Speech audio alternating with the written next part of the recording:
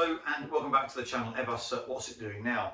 I wanted to take a look today at a bit of an extension onto the line training series that we did. If you haven't seen any of those videos, I'll try and remember to put them in the link above here for you. But in that we looked at some of the techniques that we use to assist us in our descent and energy management and the planning planning and managing our profile. I think we're all familiar by now about the techniques that we use, and hopefully that video has helped you. But what I want to focus on now is focusing on how we maintain that profile and how we assess where we are in relation to it, and then what techniques can we use to maintain it. And then throughout that process, and particularly when we come on to the latter stages of the approach, if we get an extension to our profile or longer mileage than we expected or shorter mileage, how we go about managing that. And the technique that I'm going to talk to you about now is a technique using your ground speed and using the half ground speed method. Now, some of you will have probably heard this, or maybe you've heard it referred to in the early part of your training as 5 times your ground speed. I'll talk more about that in a minute and just how we apply it, but I'm going to be using the half ground speed method, which is exactly the same as 5 times. It's just easier for my maths. And the reason I'm doing this is because we returned to flying quite recently, and we came out of the simulator during the summer period, and I was doing a lot of line training, and I think it's this area, particularly the latter stages, that people have tended to struggle with. So in this example here, I say we're at flight level 100, we're at about 250 knots, and we've got sort of around 35 miles to run of our expected plan.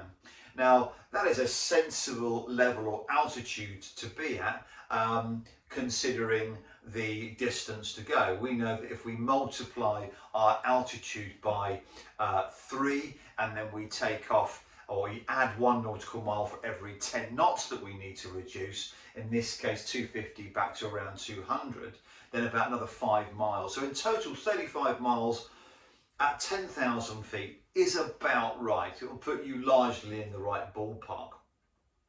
But how do we go about managing that and maintaining it throughout?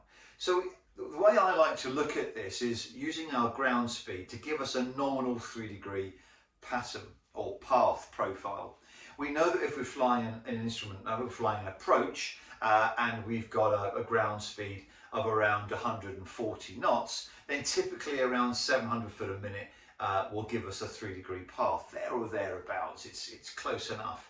Equally, if you're doing 160 knots ground speed, then somewhere in the region of 800 feet a minute. And they're the sort of numbers that we're used to seeing when we're flying an approach. 700 foot a minute is fairly typical, and around 140 knots ground speed again is, there may be fluctuations of 100 foot a minute there, but it's in the ballpark.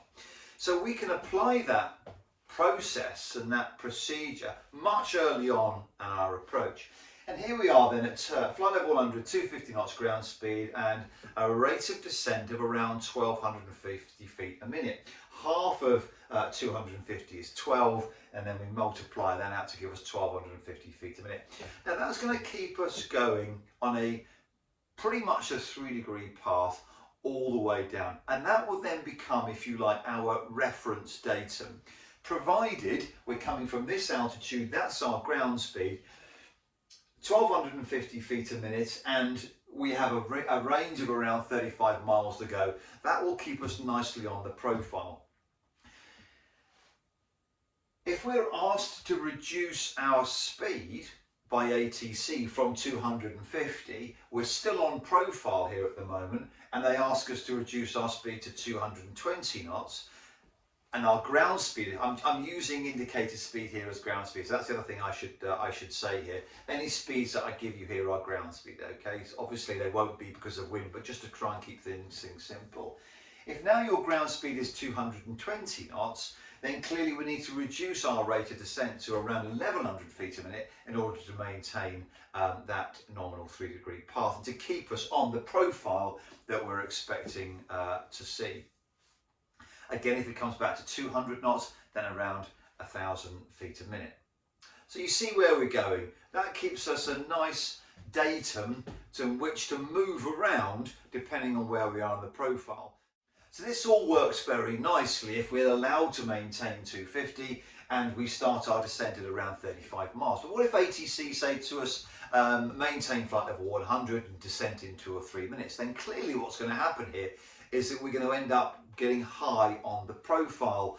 We can ask to reduce our speed so that we eat that mileage up less quickly, but if we have to maintain 250 because of traffic, then clearly we're going to need, when we start our descent, to descend faster in order to increase that sort of descent gradient in order to get back on profile. But again, 1250 is our datum and that's our reference. So when we are told that we're able to descend, we now descend to flight level 70 for example, we're going to need more than 1250 feet a minute in order to get back onto our profile. So that just gives you a datum there in which to work with. If you are slightly low on profile, for example, then descending at 1250 feet a minute is going to keep you low, yeah?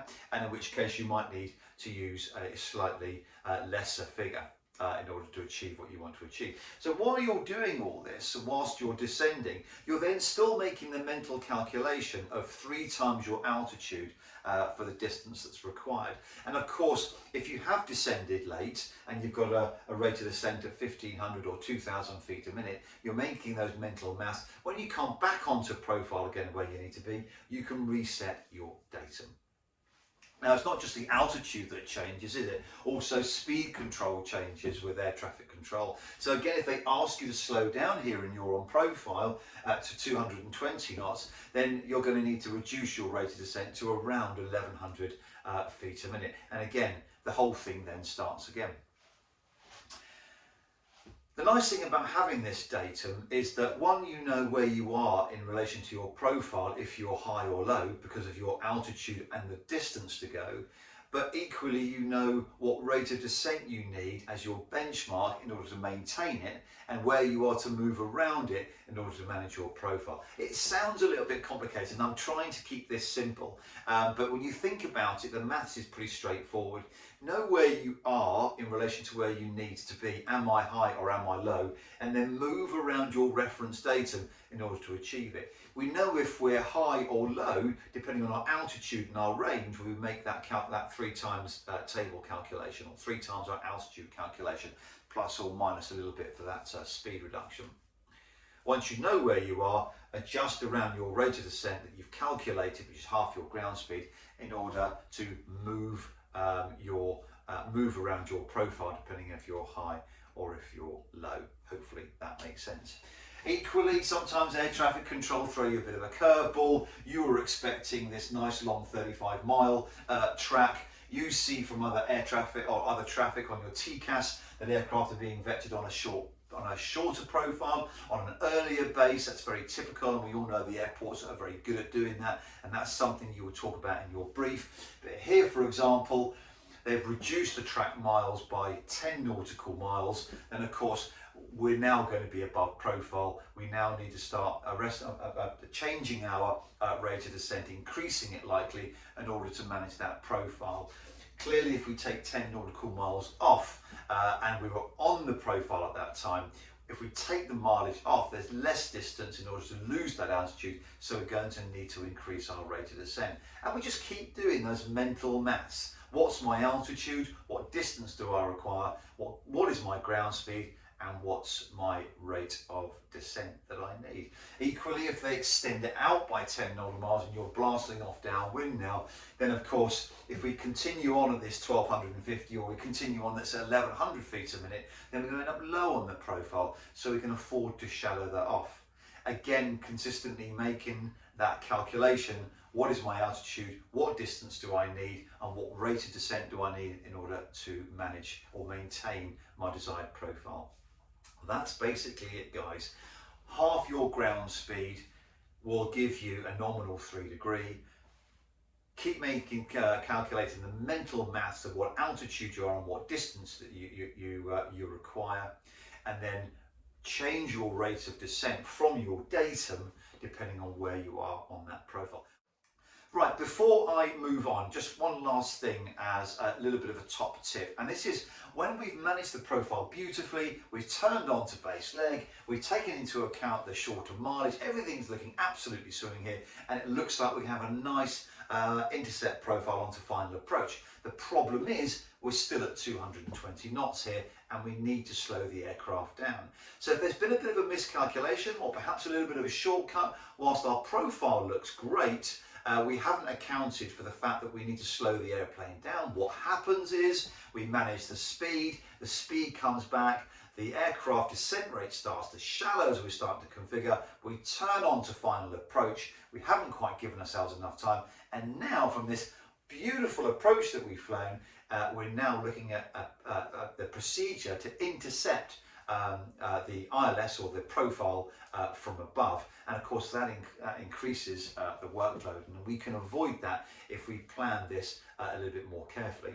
So remember to make sure that you account for that, and if anything at this point here, it probably pays to be slightly below the profile so you allow yourself that time to configure.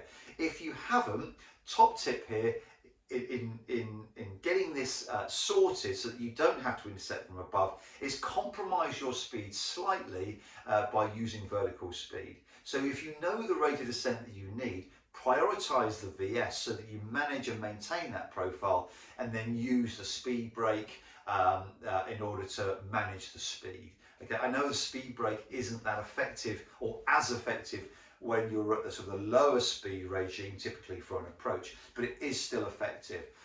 The risk here is that we don't get anything right. If we intercept from above, the speed might still be high, and we're intercepting above, and we're trying to manage the two things together, which gets a little bit messy sometimes. So if you do find yourself in that position, consider using vertical speed in order to maintain your profile, to make sure that you do capture that platform and you do capture the glide, to prevent the extra workload of intercepting from above, and then using the speed brake to start bringing the speed back so you can then start configuration. Good, so just to summarise then, half ground speed method is really simple. Look at your ground speed, divide it by 2, make the multiplication to give yourself in thousands of feet per minute. That's your reference datum. Once you know that you're at the right altitude for the range that you need, that then becomes your datum. Change that datum depending on where you are on the profile and whatever ATC throws to you. Also, remember to change your datum so that if the wind speed changes, your ground speed is going to change, or if your selected or acquired speed changes, then your datum is going to change. Again, simply move around that. Keep making the mental calculation about where you are in your profile. Am I above or am I below?